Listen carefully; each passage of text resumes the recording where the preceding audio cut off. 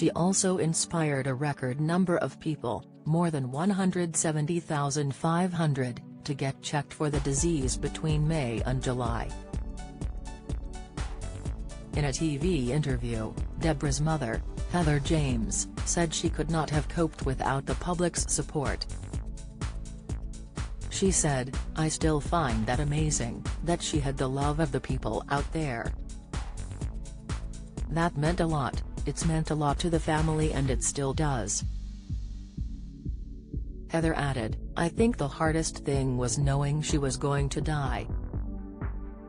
My heartache was knowing as a mother, I couldn't do anything about that, and I think that was the hardest for me to cope with." Heather was Dame Deborah's main carer when she moved to her parents' house in Woking, Surrey, to receive end-of-life treatment. She said, "I can remember lying in bed, probably just about a week or so before she died. She was quite poorly that night and she went, 'I do love you,' and I went, 'I love you.' She said, 'I have no regrets,' and I went, 'That's brilliant, how many people could say that? But she did say, 'I don't want to die.' And that's the hardest, saddest part."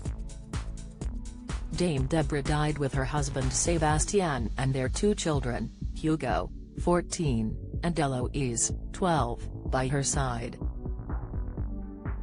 Heather said, "We were given 3 to 5 days, Deborah lived 8 weeks.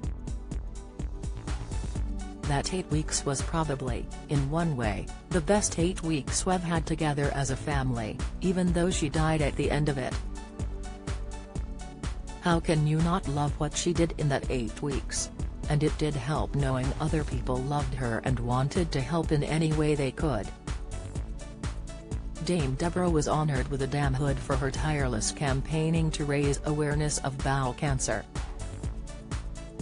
It was conferred on her in May by Prince William, who made a surprise visit to her parents' house.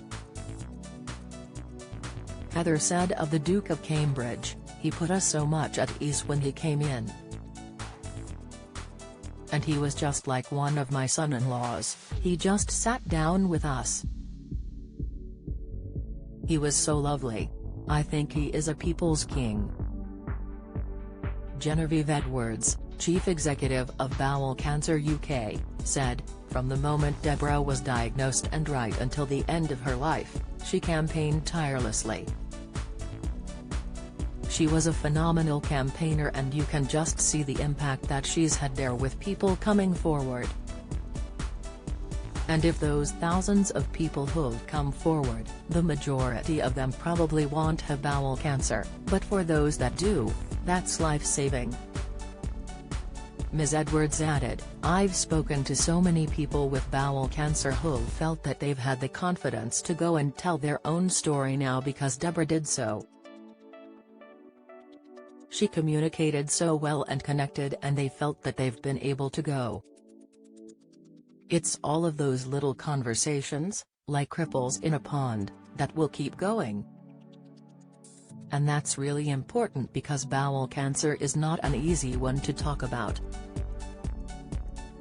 Dame Deborah's campaigning efforts also included launching a clothing range within the style, to raise money for her Bowel Babe Fund. Her second book, How to Live When You Could Be Dead, is being published this week.